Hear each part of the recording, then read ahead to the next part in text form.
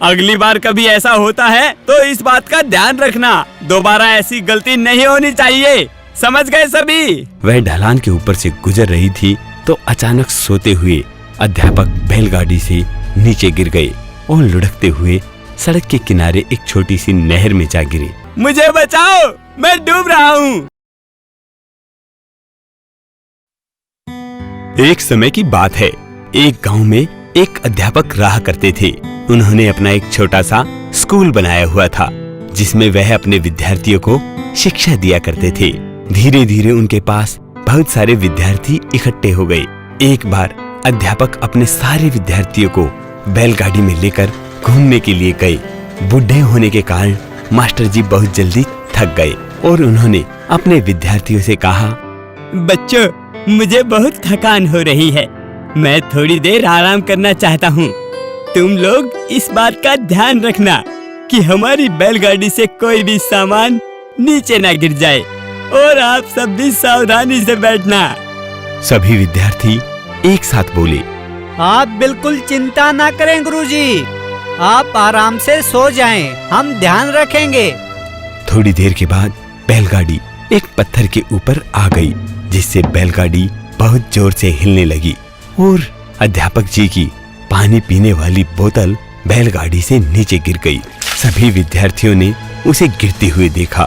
थोड़ी देर के बाद अध्यापक जाग गए और उन्होंने बच्चों से पूछा, मेरे प्यारे शिष्यों, बताओ सब कुछ कैसा है? सब कुछ ठीक है ना? सुरक्षित है ना? हाँ गुरुजी, सब ठीक है। एक जो आपकी पानी की बोतल है वो गिर गई, बाकी सब ठीक है। हाँ, नीचे गिर गई? मेरी बोतल नीचे गिर गई, अब मैं पानी कैसे पीऊंगा? और अगर गिर भी गई थी तो तुमने उसे उठाया क्यों नहीं? गुरुजी, आपने ही तो सिखाया है कि हम बस आपकी बात का ही पालन करें। आपने हमें बैलगाड़ी में सब चीजों को सुरक्षित रखने के लिए कहा था, यहाँ वहाँ क्या हो रहा है यह देखने के लिए नहीं कहा, उसे उठाने के लिए नहीं कहा, इसलिए हम उसे बस गिरते हुए देखते रहे। अरे मूर्खो, देखते रहने का मतलब होता है कि अगर कोई चीज गिर जाए तो उसका ध्यान रखना है, उसे उठाकर वापस रख लेना है। अगली बार कभी ऐसा होता है तो इस बात का ध्यान रखना, दोबारा ऐसी गलती नहीं होनी चाहिए। समझ गए सभी?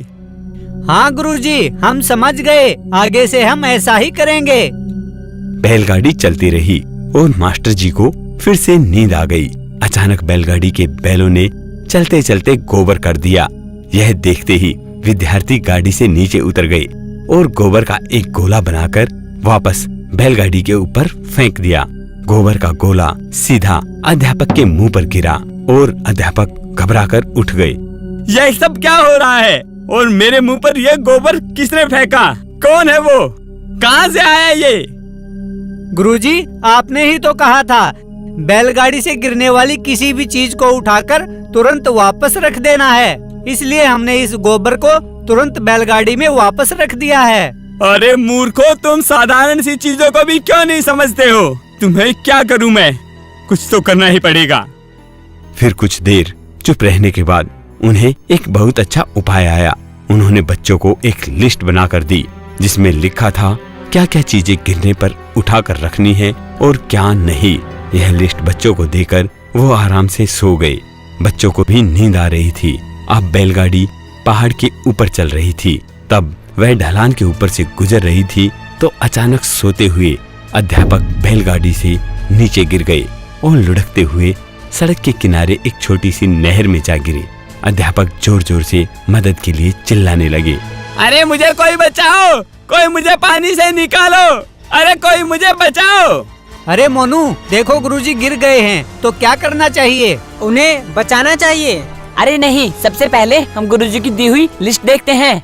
लेकिन बच्चे उन्हें उठाने के बदले लिस्ट को देखने लगे जिसमें गुरुजी ने उन चीजों का नाम लिखा था जो गिर जाए तो उन्हें उठाकर वापस बैलगाड़ी में रखना है, और उसमें अध्यापक का नाम नहीं था।